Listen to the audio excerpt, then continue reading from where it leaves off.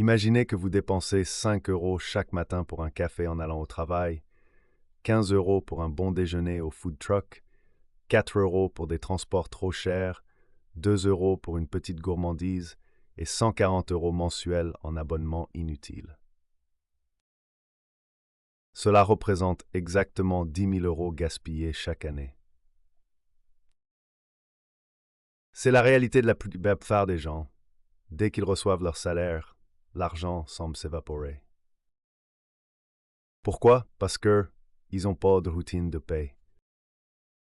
Aujourd'hui, je vais vous révéler les 5 stratégies que j'applique systématiquement à chaque paie, celles-là même qui m'ont permis de devenir le premier millionnaire de ma famille. Ces techniques ne vous demanderont pas de travailler plus dur, mais elles transformeront complètement votre relation à l'argent. La première étape cruciale consiste à séparer vos envies de vos besoins réels. Je sais, cela paraît simple, mais c'est en réalité l'une des choses les plus difficiles à faire. Notre niveau de vie actuel nous a habitués à considérer comme essentiels des éléments qui sont en fait des luxes déguisés. Ces petits plaisirs quotidiens vous volent littéralement votre liberté financière. Prenez une feuille de papier et tracez 2 colonnes, besoins et envies. Sortez vos relevés bancaires des 6 derniers mois et surlignez tous vos achats récurrents. Ignorons les achats ponctuels pour l'instant, concentrons-nous sur ces petites dépenses qui s'accumulent chaque mois. Dans la colonne besoins, placez uniquement ce qui est absolument vital. Loyer, assurance, facture, électricité. La règle d'or est simple. Si vous pouvez survivre sans, ce n'est pas un besoin. Tout le reste, sorties, restaurants, loisirs, va dans la colonne envie. Calculez maintenant le coût mensuel de chaque colonne. Disons que vos besoins s'élèvent à 1 200 € par mois. C'est votre ligne de base financière, le minimum vital pour survivre. Soustrayez cette somme de votre salaire mensuel pour voir ce qui vous reste. Beaucoup prétendent que cette ligne de base devrait représenter moins de 50% de vos revenus, mais personnellement, je pense qu'elle devrait être proche de 25%. Ne considérez pas cette colonne besoin comme immuable. Vous avez peut-être besoin d'une voiture, mais avez-vous vraiment besoin d'une voiture si chère? Même chose pour votre logement. Certains appartements coûtent une fortune, surtout en ville. Parfois, il vaut mieux faire la navette quotidiennement et vivre quelque part d'abordable. Si vous ne pouvez pas réduire vos dépenses, vous devrez augmenter vos revenus.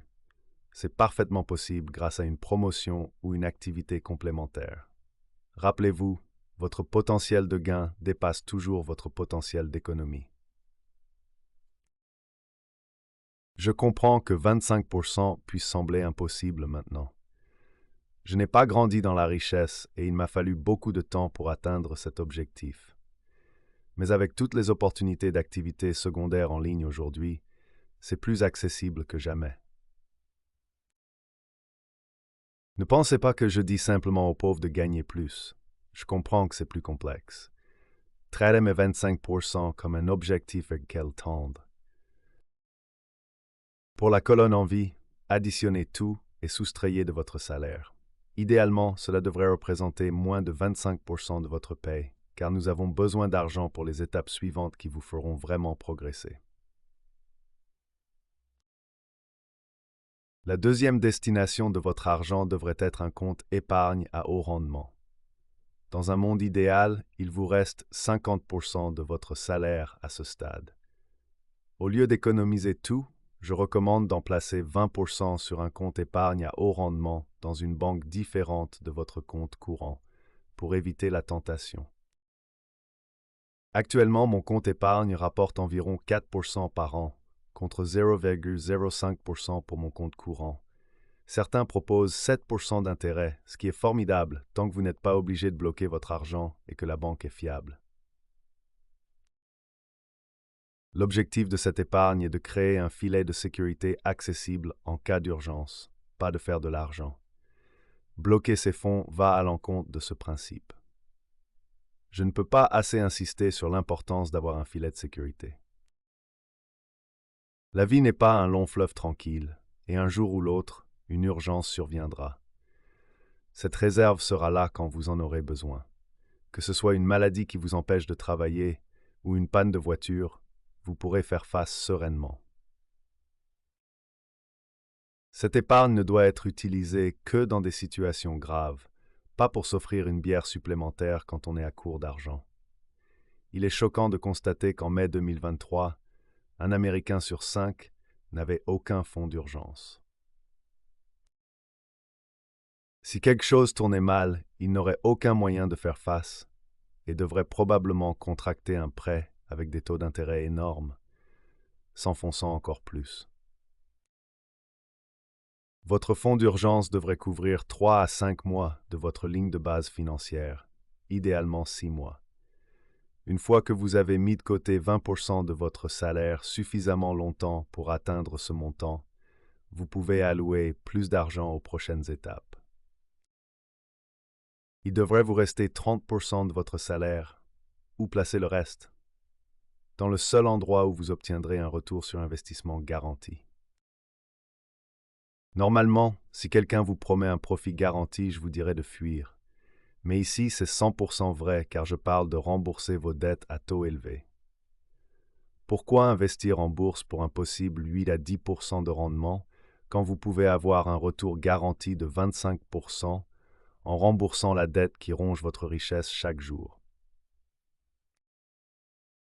C'est comme demander les meilleurs aliments et exercices tout en ayant un parasite qui absorbe tous les nutriments. Un médecin s'occuperait d'abord du parasite. Si vous avez des dettes à taux élevé, je recommande d'y consacrer les 30% restants de votre salaire. Il existe 2 méthodes communes pour rembourser ces dettes. La première est la méthode avalanche, la plus logique car vous remboursez d'abord la dette au taux d'intérêt le plus élevé. Imaginez 3 dettes.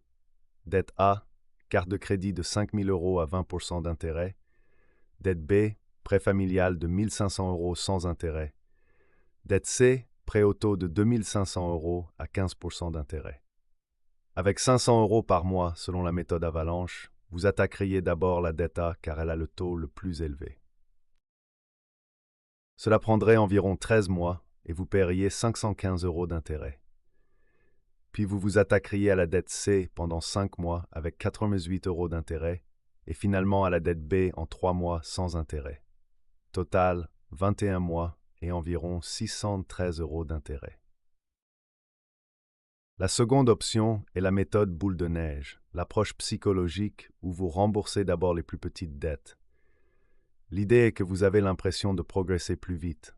Vous paieriez d'abord la dette B, puis C, puis A. Mais cette méthode prendrait 23 mois et coûterait environ 1 700 € d'intérêt, soit 2 mois et plus, de 1 000 € de plus que la méthode avalanche. Si vous pouvez vous en tenir à l'approche logique, cela vaudra la peine à long terme.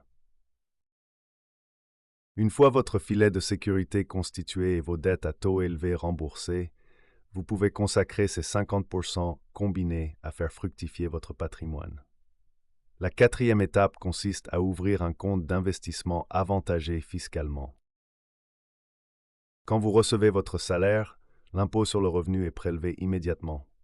Au magasin, vous payez la TVA.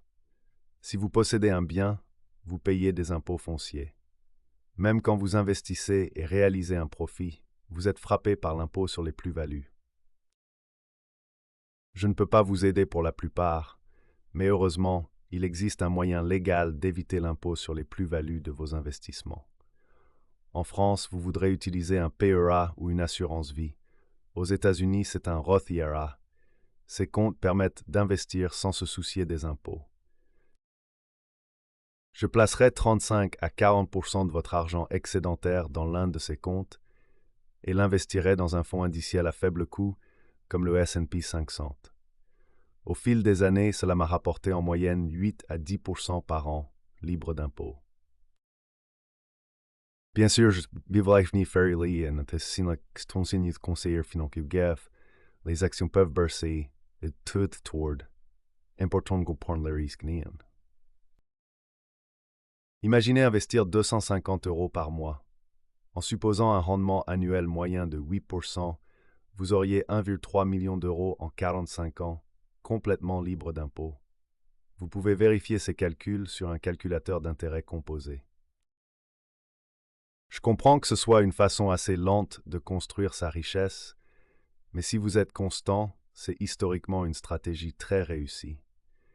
J'ai trouvé que la meilleure façon d'investir est de mettre les choses en pilote automatique. L'objectif est de réduire au maximum les frictions entre vous et vos investissements. Nous nous mettons en travers de notre chemin la plupart du temps. C'est pourquoi il vaut mieux configurer l'investissement automatique.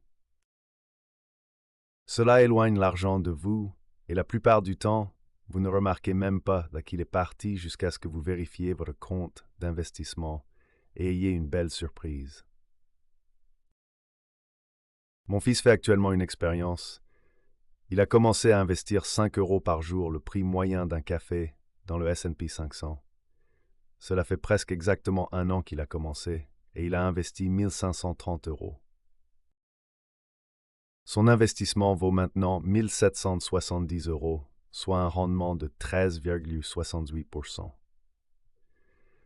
Ce qui est encore plus incroyable, c'est qu'il avait complètement oublié cette expérience jusqu'à ce que je lui en parle l'autre jour. Ce fut une belle surprise. La 5e destination pour votre argent concerne les investissements à haut risque et haut rendement. Ce n'est pas pour tout le monde. Si vous êtes content d'attendre des années pour devenir millionnaire, c'est parfaitement bien. Mais si vous êtes comme moi quand j'étais plus jeune, vous voudrez accélérer un peu les choses. La plupart des gens en ligne vous enseigneront soit la voie lente pour devenir riche, l'investissement dont nous venons de parler, soit la voie rapide qui implique plus de risques dans l'espoir de plus grandes récompenses. Honnêtement, je me situe au milieu car j'ai emprunté ces deux chemins. Si j'étais vous, je consacrerais 5 à 10% de mon salaire à démarrer une activité secondaire ou une véritable entreprise. Vous pourriez penser que ce n'est pas suffisant et qu'il faudrait ignorer l'investissement pour tout mettre là-dedans, mais j'ai une opinion différente. Quand vous avez moins d'argent avec lequel jouer, surtout au début d'une activité secondaire, vous devenez en fait plus créatif dans la façon de l'utiliser, ce qui vous permet de trouver des niches que la plupart des gens avec de l'argent ne peuvent pas voir. Avec les 5% finaux, je ferai l'investissement le plus risqué de tous, la crypto-monnaie. J'ai évité d'en parler dans mes vidéos pendant longtemps, mais il est indéniable qu'elle gagne en popularité année après année. Qu'assegerai en 5 portefeuilles d'investissement en Bitcoin et Ethereum, car je crois en leur potentiel en long. Cependant, je suis très conscient que c'est très risqué et que tout pourrait tomber à zéro à tout moment. Tant que vous êtes d'accord avec cela, cela vaut la peine d'être considéré. Voilà les 5 étapes que je suis religieusement à chaque paie. Premièrement, séparer besoins et envies pour créer une ligne de base financière représentant idéalement 25% de vos revenus. Deuxièmement, constituer un fonds d'urgence de 3 à 6 mois de dépenses essentielles sur un compte épargne à haut rendement. Troisièmement, rembourser toutes les dettes à taux élevé pour un retour garanti sur investissement. Quatrièmement, maximiser les comptes d'investissement avantagés fiscalement avec des fonds indiciels. Cinquièmement, allouer une petite partie aux investissements à haut risque comme les activités secondaires et la crypto-monnaie. Cette routine peut sembler complexe au début, mais une fois automatisée, elle devient une seconde nature. L'objectif n'est pas de se priver de tout plaisir, mais de prendre des décisions conscientes sur où va chaque euro de votre salaire. Chaque euro doit avoir un but précis. Couvrir vos besoins, vous protéger des urgences, éliminer les dettes toxiques, construire votre richesse à long terme ou vous donner une chance d'accélérer votre croissance financière. La beauté de cette approche réside dans sa simplicité et sa reproductibilité. Peu importe votre niveau de revenu actuel, ces principes s'adaptent. Un débutant avec un petit salaire appliquera les mêmes pourcentages qu'un cadre supérieur. Seuls les montants changent. Ce qui compte vraiment, c'est la discipline et la constance. Les intérêts composés et l'habitude de bien gérer son argent sont les véritables secrets de la richesse. Il est sage de devenir riche rapidement et de construire des fondations solides qui vous permettront de prospérer à long terme. N'oubliez pas que cette routine doit évoluer avec votre situation. Au fur et à mesure que vos revenus augmentent, que vos dettes diminuent ou que votre fonds d'urgence se complète, vous pourrez ajuster les pourcentages. L'important est de toujours avoir un plan mail pour chaque euro qui arrive au compte. La liberté financière n'est pas un rêve inaccessible réservé à une élite. C'est le résultat de décisions quotidiennes intelligentes, répétées consistamment sur des années. En appliquant cette routine de paix, vous prenez le contrôle de votre avenir financier et vous vous donnez toutes les chances de réussir.